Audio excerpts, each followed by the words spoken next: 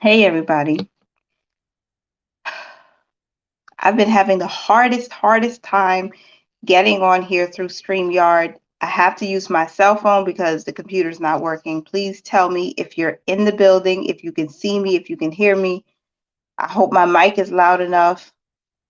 I hope that um, you guys can hear me okay. Trying to make sure even my camera looks good. Oh, maybe that's a little bit better. I don't know. Let's see. Hello, Forever Budgets. You're one of my favorites. How are you? I've been having the hardest time getting into the StreamYard today. My camera wasn't working, my setup wasn't working. So I hope this comes across as neat and the vibe is as friendly and as lunchtime chat, all the things. I hope it just looks good. That's really what I want to say. I hope it looks good. So let me see if I can adjust, the music. I'm seeing you guys come in. Forgive me for if this looks a little bit off, y'all. I am so sorry. I've been having the hardest time getting on here. Happy Thursday. Okay. I am hearing the music, but I don't know how to lower the music.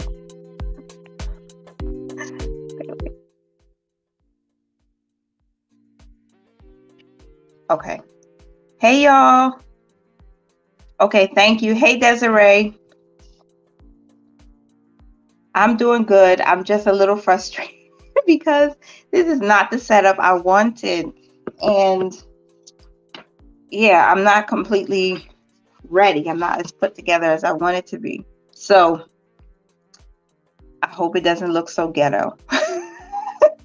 I'm so serious. Hey Desiree, hey Tara, and whoever else comes on, please give me a thumbs up if you like this video. I like to talk about different topics related to money, obviously, and today I wanted to talk about some things regarding money that I learned from this book right here. I don't know if it's going to show up the right way, but it's titled Women with Money by Jean Chatzky.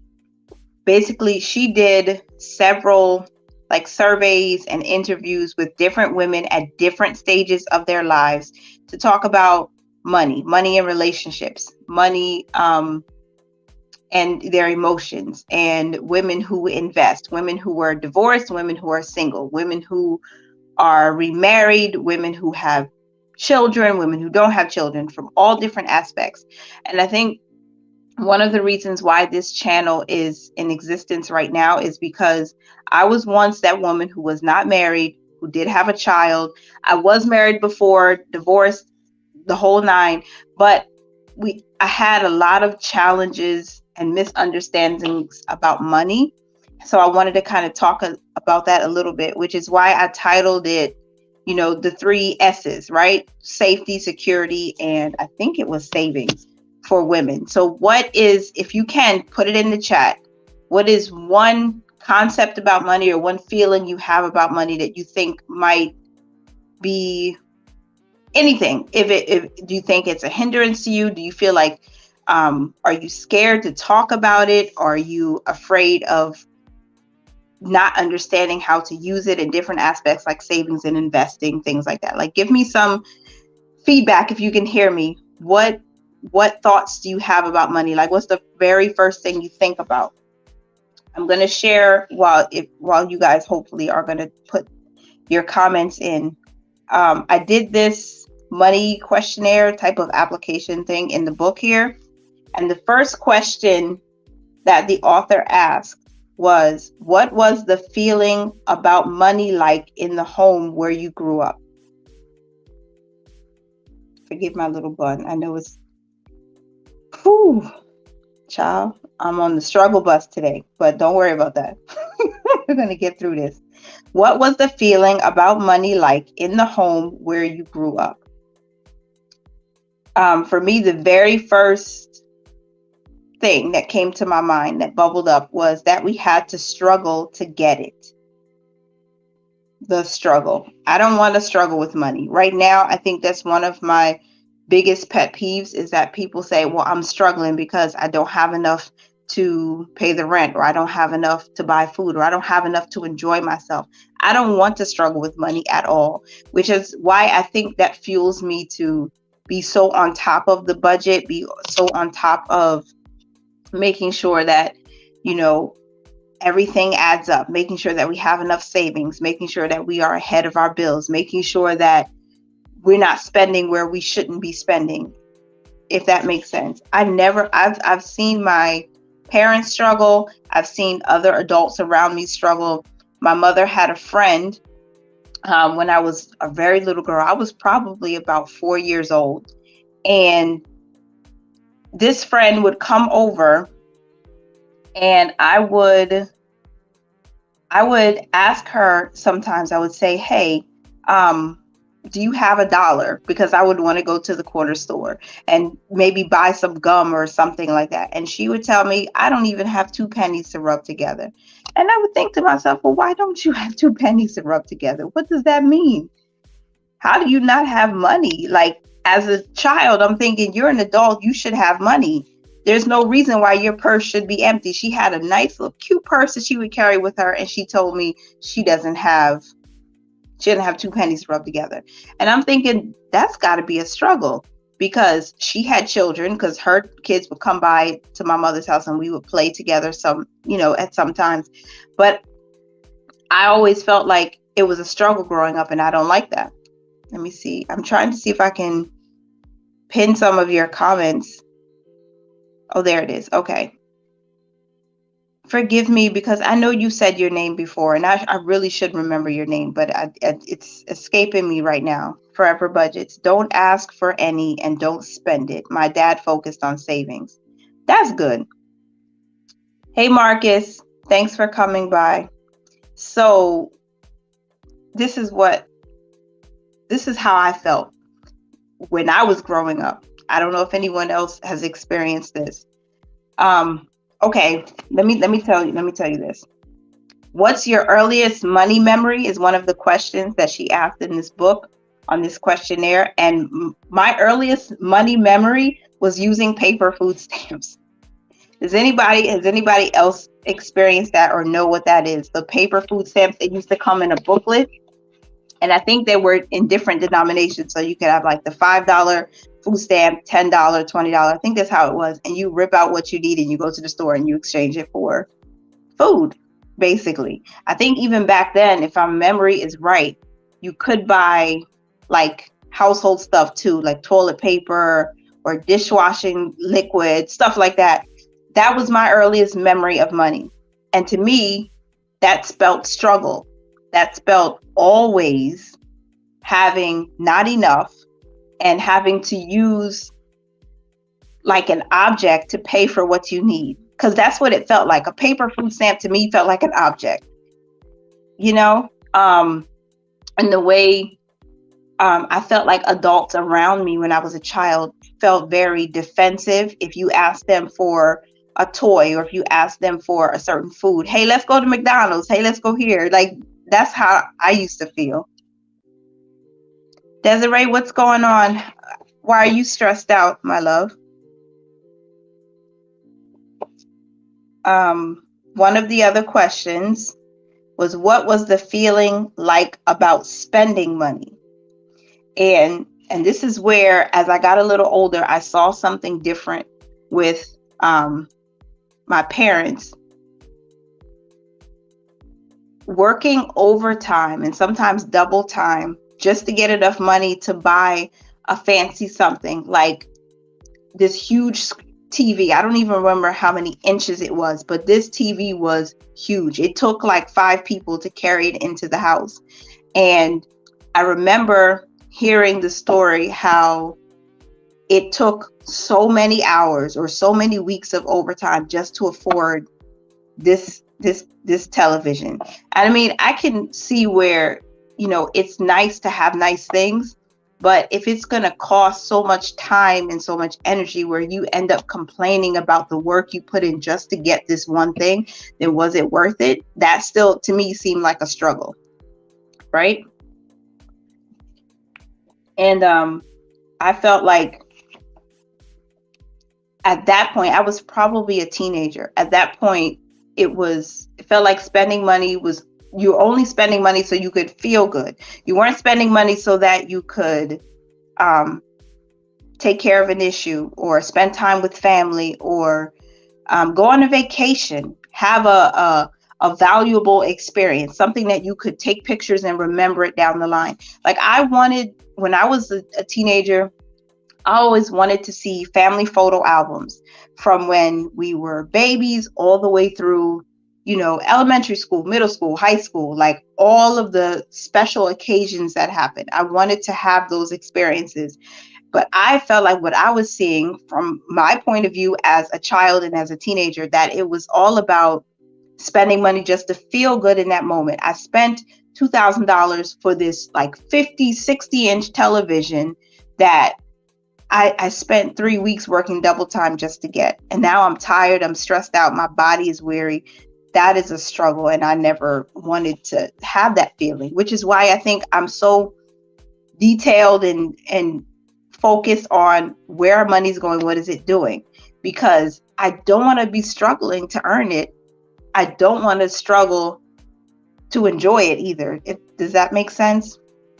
Desiree, I'm still waiting for your answer, boo. Hey Tara, I'm so glad my parents made time, make memories, and not make purchases. That's a good point. I feel like even though that one situation, and I'm not trying to bash my parents, I will honor my mother and my father all the time, but it's just a story, the history behind it. Why do we do some of the things we do now as women, or just as people in general with our money? Why do we make some of the choices that we make? I want to feel secure with my money. I want to feel secure knowing that if we ever need something, if we get into a serious situation, because life throws all kinds of curveballs, do we have enough money to make sure we're okay, we're safe, we're protected? Or did we spend it on needless things that didn't really qualify, you know, give us the type of life that we want, if that makes sense? I want the safety and the security of money. I don't want it to be a struggle to get it, a struggle to keep it, or struggling after we use it. Like if I'm going to work overtime, it's probably because I want to put more money in my retirement account, or I want to take a long extended vacation with my children so that they can have memories that they can think about 10, 15 years from now or 20 years from now. And when they have children, they're working towards the same thing, or hopefully it will be easier for them. You know what I'm saying? I don't want to have to struggle for it. One of the other questions in this money story book is, what messages did your mother pass down to you about money? And there's a note, it says messages are different than lessons, like how to balance a checkbook. Again, I kept focusing on the struggle because that's the first thing that came up to me. I was never taught about money, its importance, how to use it. And then it's either we didn't have any or it was a struggle to get it. That's exactly what I wrote. That's how I wrote it in this book. Am I losing you guys? I guess this would be more fun if it was interactive, if I had somebody else on with me. But I feel this book is so powerful for so many reasons, especially because it's centered around women and women with money, women who didn't have money, women who didn't come from money, but they're making it on their own, or they're making it with their spouse or their new spouse. You know, there's just different aspects of, or different, they're in different stages of their lives and they're talking about it. And I know we had one male here, but yeah, I wanted to kind of talk about it from the woman's perspective. And this is judgment free. I don't want anyone to feel like you can't share a piece of what you think or how you've dealt with money, how you were raised to think about money, to deal with money. I thought it was always a struggle. I've always seen a struggle. If you weren't between jobs, you were working 2 or 3 jobs, or you were breaking your back just to get simple things and not really having a life that you enjoyed. There was always something wrong. And I like their comment, Tara. Thank you. Let me see. Desiree said, I was talking to Marcus. I've never been anywhere with my mom or dad for vacation. I still haven't to this day been anywhere with mom. Wow. I don't have any memories of vacations either, which is why I think right now there should definitely be a section within our money plan or our budget, our cash flow, however you want to call it, to dedicate it to having experiences that we can enjoy without the struggle. That's how I feel, and I don't know if anyone else agrees. We should be able to enjoy our lives and do it reasonably and responsibly, without guilt, without the struggle, without the stress, because who wants that, right? I want to go to Disney World too. I want to go to Disney World and I want to enjoy it, and I want to do it and not come back feeling angry like, dang, I just spent all my money. And we joke about spending money on our kids because kids are expensive. Those of us who have children, or even if you know through your sibling or whatever, kids are expensive. And we joke about it a lot. We say, dang, y'all costing me all this money. They eat and I have boys. All of these boys are eating, even the little ones. Every 5 minutes is like, I want this, I want a donut, I want a cookie, and it's all the time. And my teenager is eating like he's got 2 grown men in his belly. So I don't know. It's expensive, and we joke about it. But the reality is, I want to be able to spend the money to have those experiences and not ever, ever, ever, ever, ever feel like it's a struggle or I regret doing it. I don't want to come back from like Disney World and start feeling like, dang, I spent $2,000 on all these things and it was a waste. Something else that I thought was, hey, Alicia, my friend is here. My friend, Alicia. I love you. Thank you for coming to our lunch chat. I want to read this excerpt real quick from this book. It's in chapter 4, just in case anybody is interested. This book, I hope it is listed in my description box. If not, I'll link it down below. It's a really good book. I've read it like 4 times, and I just keep going through different chapters. But in chapter 4, she was interviewing a woman in her 30s who just moved in with her boyfriend. And she explained this. We'll go out to dinner and he orders the nice bottle of wine and 3 appetizers. I get nervous. We talk about buying a home. What he has in mind and what I have in mind are 2 different things. I don't need to have a Gucci whatever and drive a Lexus. That's not important to me. What's important to me is just being financially secure. I hope you guys heard me, because I don't even know if the microphone is picking up everything I'm saying. Hey, y'all. So I read this and I put a little star next to it, but this little excerpt right here is important to me. Not the fact that she's not married, but you're living with your partner and they both have this idea that we're going to buy a home. So you have to think about all the things, the location, how much are you going to be paying in taxes? What type of home is it going to be? You got to save a down payment. And then, other things come into play when it comes to money, like who's going to be on the deed, all the different things happening. But the way they live right now, according to what Sarah said in the book, is that he's out buying all the fancy dinners, all the fancy wine, and she just wants to lay low and just start, I guess, stacking money so that they can buy this house and it not be a struggle, because she wants to be secure. I want to be financially secure. I know you guys, I'm sure you guys want to also.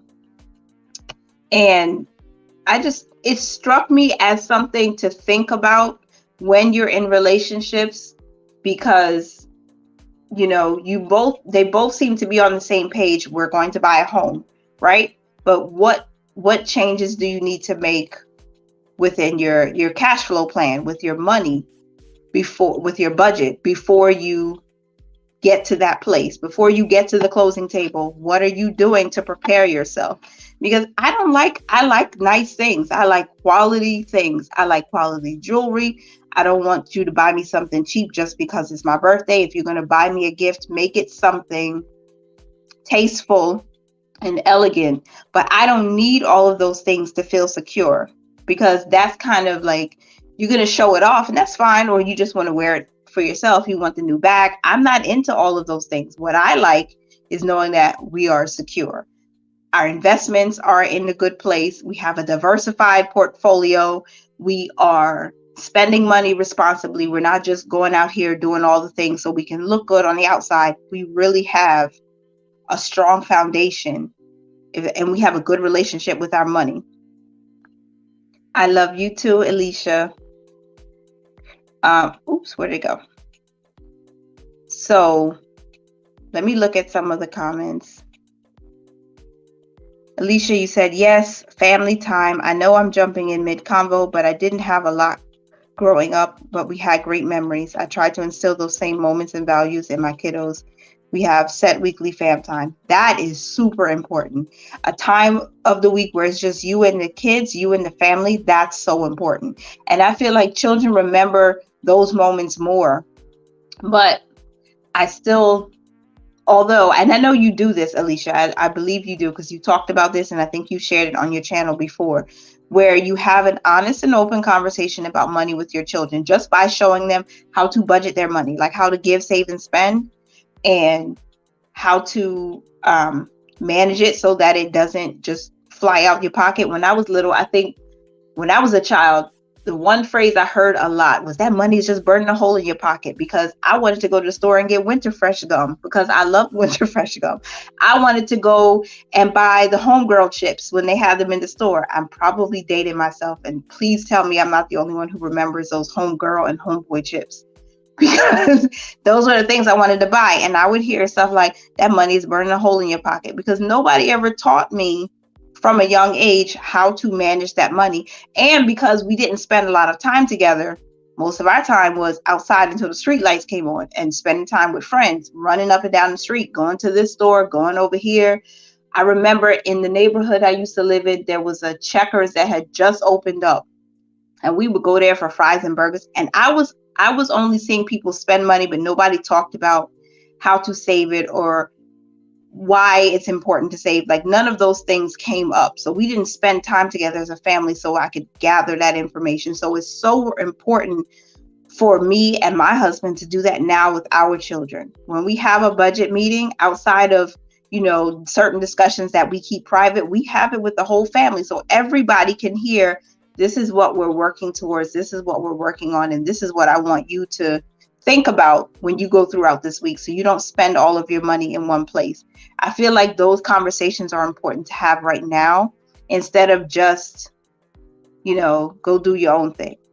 You know what I mean? I think because life was stressful for a lot of our parents, maybe some parents didn't spend that quality time because they were too busy working. They were so stressed out that they didn't think about the quality time they could be spending with the children to help nurture them, not just keeping them safe and making sure they go to school and do their homework, but preparing them for adulthood, because that's something that's really important. I hope I'm making sense. I hope I'm clear. Yeah, Alicia, that's wonderful, and I really love your channel. How long would you live? How long would you live with your in-laws to save and buy a house? That's a good question. How long would you live with your in-laws to save and buy a house? And I don't know if that was directed towards me, Marcus, or somebody else, but I would not want to live with my in-laws, period.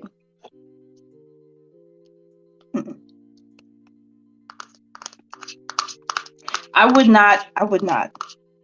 I love my family. All is forgiven, all is well, but I wouldn't want my husband under the same roof with my mother. I wouldn't want to be under the same roof with my mother-in-law. From past experience, Once you want, this is my opinion, okay? This is my channel, so I'm going to tell you my opinion. If you don't like it, okay, that's fine. We're all entitled to our own opinion.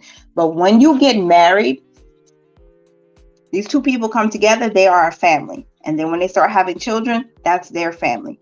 Everybody else who came before, it's none of their business what goes on in this house. Yes, we need a village. Yes, we need mentors, and sometimes we need help. Sometimes we need grandma to pick up little Susie from school, or little JoJo, or whoever. We need help with babysitting. We need help with date nights. But when it comes to that close knit, I wouldn't want to do that. If you can live in a separate space, maybe if, let's say it's a 3-family house, you got 3 different doors, everybody goes into their own entrance and exit, and we don't have to be in each other's everyday lives. If that makes sense. I wouldn't want to do that. To save money, I would love to. I haven't really thought about this a whole lot, and I haven't talked to my husband about it, but I would like to buy a property. Let's say we have 3 doors, and we live upstairs, minding our business, doing our holy thing, whatever that is. And my oldest son, let's say, because he's going to be an adult way before the little ones, he has a space to live, but that's his space. If he needs to, with his bride, at whatever time you live there, you save money until you go and get your own place.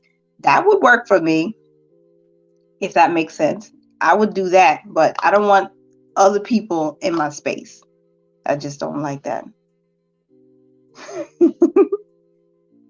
I am missing some of the conversation here, so I'm sorry. Hey, Jesse. Thanks for coming in. It got off to a rough start because my lighting is not together. Everything was not working, and so I'm doing this live from my cell phone. Somebody has to tell me what I missed, because I missed something. What did I miss? I want to be in on the joke.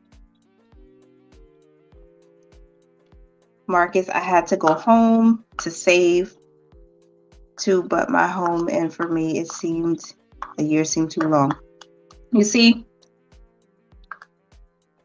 not that it's not, it's not something. Well, look, when you're on your own, it's like you don't have a partner. Yeah, that's good. Go home and stack up your money as much as you can. I remember watching your journey, Tara, at least from the part where I came in, where you were still living with your parents until you moved out.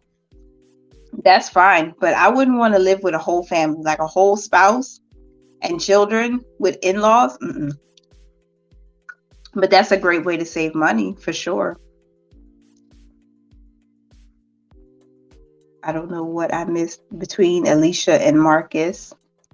I know someone been with their in-laws for 3 years. His wife hates that situation, but I don't think she told him. 3 years, how much you saved? That's a long time.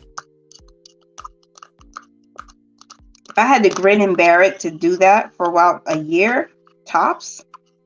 God knows I'm grateful for where we live and for he's provided a place for us, but we can't stay here forever. 3 years is a long time.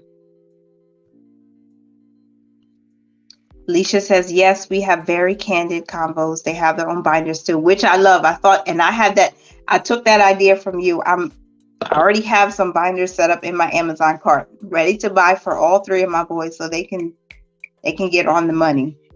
Even the 3-year-old can do it. I'm going to make sure.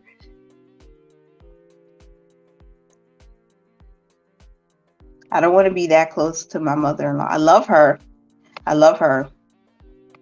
But no. Yeah, I said homegirl. It was homegirl chips. I don't know if I can find it. I'm on my laptop. It was a bag. It was a black bag, and it had 3 different.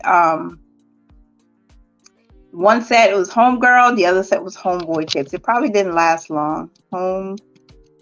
Let me see if I can find it. Homegirl chips. Yep. It was a thing. It was a thing.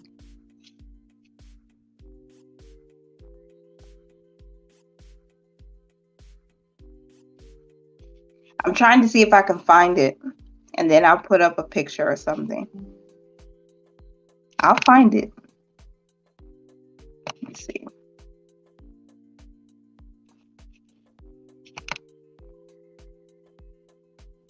Okay. Yep. Let me see. Can I turn my no. Let me turn my camera around. Or, let's see if I can show you. Let me know if you can see it. This is what they look like. And they used to be 50 cents. This is what they look like.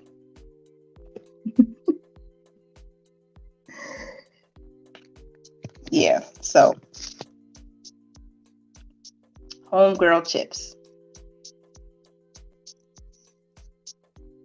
Okay, Alicia, I don't know how long you wrote that comment, but thanks for coming. Bye.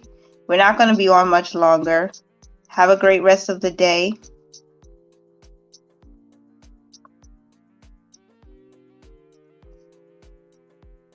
You would not want to move if you had a whole family. Only if it was taking too long to actually get to the place where you wanted to be financially. At least that's my opinion. That's my thought on it. Like, I wouldn't want to live that close with in-laws for too long, if at all. Just being me, knowing that sometimes people like to interject their own thoughts on you and your family, and what works for one family, maybe it worked for you, but it might not work for me. That's just my opinion. We've discussed bringing my mother-in-law to live with us, not necessarily to save money, but so that she's not living on her own as she ages. I'm not looking forward to it. It can be a strain. Being a caregiver look, I don't know from personal experience, but from what I've read, it's a really difficult and challenging thing. And that's something that this author touched on in this book also. Because what happens when your parents are aging and they didn't have a plan in place? There was no discussion about where you would live. How would you take care of yourself if you had suffered a severe illness, right? Who's going to take care of you? Of course, the children at some point would say, hey, I will help you. I will be there for you. You're my mother. You're my father. You're my I'll be your caregiver. But it's a lot of burden, not just financially, but also emotionally and spiritually. It can weigh on you if you're not in a place you're prepared to take care of such a big task like caring for an elderly parent. So these are some of the things that Jean talks about in the book that I think is so important, because what happens, with my mother or my husband's mother or his father, if they decide to leave from where they are, if they can't manage on their own, do we put them in a home? Do we hire someone to give them 24/7 care? I am an insurance agent, okay? I'm licensed in the state of New York only, but I do know it's important to talk about long-term care, because with long-term care insurance, you could basically find someone, a nurse or even like a retired RN, somebody to go in and take care of your elderly or sickly parent, so that you take some of the burden off of you, and the insurance would cover the cost of that. So those are some of the things that also she talks about in the book. So you can set yourself up for success when your parents get older, so you don't have to take on all of that burden, because it is a burden financially when you have to care for an elderly parent or guardian or whoever, someone you love. And I love my mother-in-law too. I love her, but just because we love them doesn't mean we have to take on so much of the risk. But planning out, having these conversations earlier would definitely help, so you guys will know where you stand and what you should do to prepare for something like that.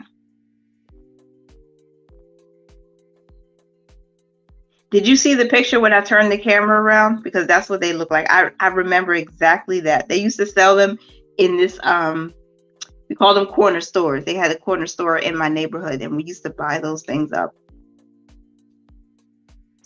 I told Trav up front, if we got married and got a house together, no one else is moving in. His people. That's good. Know what you want and don't be afraid to say no, because no is a complete sentence. Don't be afraid to say how you feel. Don't listen. I can tell you from experience, when you just let things go and you don't speak up for yourself, it causes you more harm than it does good. So even if you have to come to a compromise because you're going to get married and you're going to start a family, that's your family. You're going to come into agreement and say, look, this is until death do us part. Make sure your voice is still being heard, because your voice is just as important. Because I know a lot of people say the man is the head of the household, the husband is the head of the family, all of that, but the woman is the center. The wife is the center. Just like your heart. If your heart stops beating, God forbid, the whole body, not even the brain, which sends all the information, all the signals and stuff, it can't function without the heart. So you've got to be, as a woman, you've got to be able to say, no, I don't like this. Can we try it this way? And have, have those realistic, honest conversations up front. Let me say how proud I am of you. In the beginning of your journey, you were so scared to do a live, and now look at you. Yeah, girl, I still get nervous, but I'm pushing through. That means so much to me. Thank you, Tara. Thank you, thank you, thank you, thank you. Like any good solid relationship, there is going to be some compromise, because it's two different people from two different backgrounds, two different opinions, and you're going to grow and you're going to change, you're going to mature. Certain tastes are going to change, ideals are going to change, all kinds. So be secure about yourself enough to say what you want to do with your money, and always have, I don't care, I'm married, I love my husband loves me, he's the best that ever did it. But I have my own accounts, he has his own accounts, and I still make sure that we are maintaining the family's money together, but we each have our own separate, because you don't want to put, how can I say this? Look, you don't put all your eggs in one basket. You do not keep every penny in one place, and make sure you're open and honest about what you feel, what you think, and because it's going to change. If you have conversations, make sure you continue to have those conversations. Make sure that you continue to pray before you speak, so that you don't say something and it causes unnecessary arguments. But just be sure about what you want. I think even if you don't buy this book itself, there are other books out there. I'll probably find some that I've heard from really smart and intelligent personal finance people that I could put in the description box of this video, that will help guide your conversations and help you so that you're making the right decisions with your money, and you're not making decisions out of fear or being terrified or from a struggle mentality, right? You make your decisions wisely. And that is true. And I agree with you. Compromise is such an important part of marriage. So yeah, that was what I wanted to talk about in today's video, in today's live. Do you guys have any topics that you would like us to talk about in future lives? I have I have the next 6 weeks planned out, but I would like to know what you would want to talk about. What would interest you when we have these kind of casual conversations on Thursdays at 12 p.m. Eastern to 1 p.m. Eastern, which is, standard lunchtime. Let me know if you have any ideas for topics, because I would definitely like to incorporate it on the channel.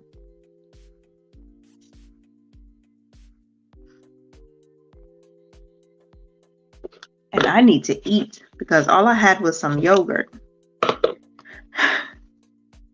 I see 9 people still here. What's up, you guys? I'm going to sign off in a minute. But yeah, let me know if there's anything, any topic that you would like to discuss. Remember, anything related to personal finance, we can talk about. I didn't get to all of the points that I wanted to, but we could probably do that another time, because there's a whole section in here in this book. It's called, the title is Yes, You Are an Investor, because so many women, I think, still feel kind of, leery about investing and how to invest and all that. And I'm not a fiduciary. I'm not a financial advisor. I can't advise on which investments are good or which investment vehicles to use. I just think it's important to get some understanding. Hi, Robbie. Best ways to get a month ahead. Okay, let me screenshot that so I remember to talk about that later. Best ways to budget for the holidays. Okay, I'm taking screenshots.